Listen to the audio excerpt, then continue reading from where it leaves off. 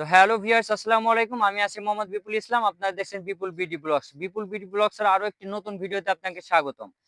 তো ভিউয়ার্স, যারা আসলে মালয়েশিয়াতে অবস্থানরত আছেন, যারা দীর্ঘদিনভাবে অবৈধ আছেন, যারা আসলে অবৈধ থেকে বৈধ হতে চাচ্ছেন, তাদের বিষয় নিয়ে মালয়েশিয়ার স্বরাষ্ট্র মন্ত্রণালয় থেকে এবং মালয়েশিয়ার ইমিগ্রেশন থেকে তারা একটা নতুন একটা ঘোষণা দিয়েছে। যারা আসলে অধীর অপেক্ষায় আসলে বসে আছেন যে মালয়েশিয়ার অবৈধ অধিবাসীদের আসলে বৈধকরণ নিয়ে কবে থেকে আসলে বৈধকরণ দিতে চলেছে বা কবে থেকে আসলে বৈধকরণ দিবে।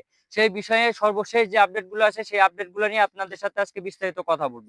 তো ভিউয়ার্স, ভিডিওটা স্কিপ না করে ভিডিওটা সম্পূর্ণ দেখার অনুরোধ থাকবে। তো চলুন ভিউয়ার্স, কথা বাড়াচ্ছি না, মূল ভিডিওটা তাহলে শুরু করা যাক। তো ভিউয়ার্স, প্রথমে আসা যাক আসলে মালয়েশিয়ার বর্তমানে অবৈধ অধিবাসীদের জন্য আসলে বর্তমানে কি সেবা আসলে খোলা আছে বা দেশে যাওয়ার যে ট্রাভেল পাস বা জরিমানা দিয়ে দেশে যাওয়ার যে সুযোগটা সেটা আসলে কত তারিখ পর্যন্ত চলবে, বর্তমানের আসলে পরিস্থিতিটা আসলে কি।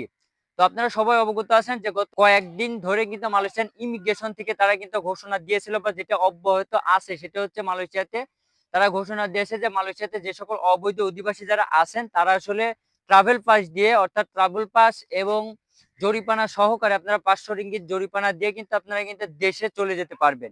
এটা কিন্তু চলিত মাসে, অর্থাৎ এপ্রিল মাসের ৩১ তারিখ পর্যন্ত কিন্তু এটা সময়সীমা কিন্তু মালয়েশিয়ার ইমিগ্রেশন থেকে তারা কিন্তু নির্ধারিত করে দিয়ে মালয়েশিয়াতে কিন্তু সফরে আসতেছেন বাংলাদেশের প্রবাসী কল্যাণ ও বৈদেশিক কর্মসংস্থান মন্ত্রণালয়ের আরিফুল ইসলাম মন্ত্রী এবং প্রতিমন্ত্রী জনাব ভিপি নূর এবং উপদেষ্টাগণ যারা আছে তারা কিন্তু মালয়েশিয়া সফরে আসতেন। তো সেইটা অনুযায়ী তারা কিন্তু যে নিউজ ব্রিফিং তারা কিন্তু করছিল বাইরের সদস্যদের সাথে এবং মন্ত্রীরা তারা কিন্তু একটা মিটিং তারা বাংলাদেশে করছিল এবং পর্যায়ক্রমে তারা কিন্তু মালয়েশিয়াতে আসার পর মিটিং করবে।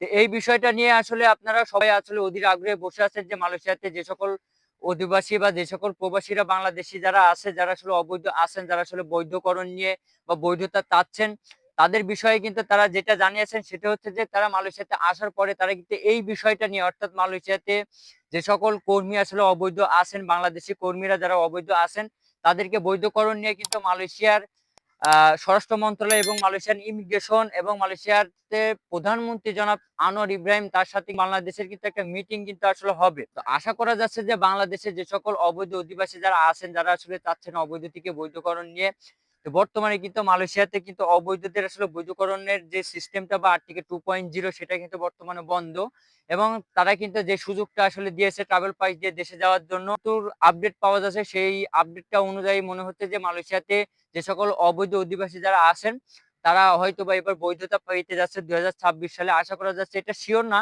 তবে আশা করা যাচ্ছে যে বৈধতা করণ নিয়ে আসলে মালয়েশিয়ার পক্ষ থেকে এবং বাংলাদেশের পক্ষ থেকে তাদের সৌজন্য সাক্ষাৎ হওয়ার পরে আশা করা যাচ্ছে যে অবৈধদের আসলে বৈধতা দেওয়ার একটা সুযোগ কিন্তু আছে বা সম্ভাবনা কিন্তু একটা আছে।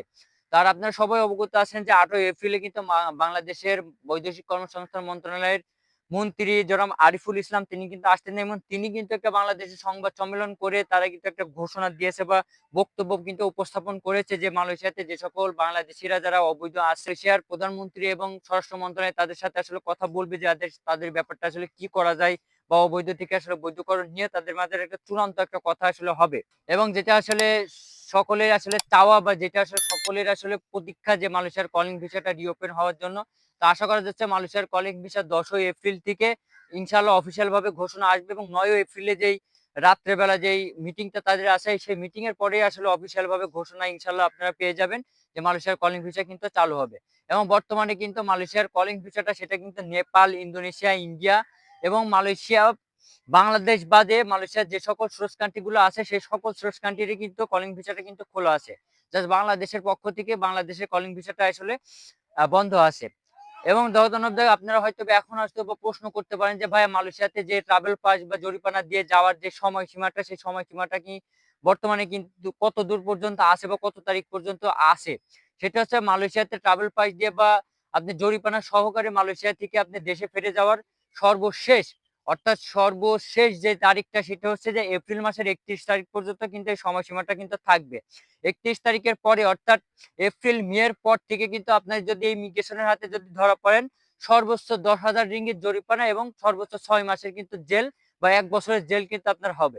তো ওইজন্য আমি আপনাদেরকে বলব যে যারা আসলে দেশে চলে যেতে চাচ্ছেন বা দেশে চলে যাবেন তাদের দেশে চলে যাওয়াটাই আসলে শ্রেয়।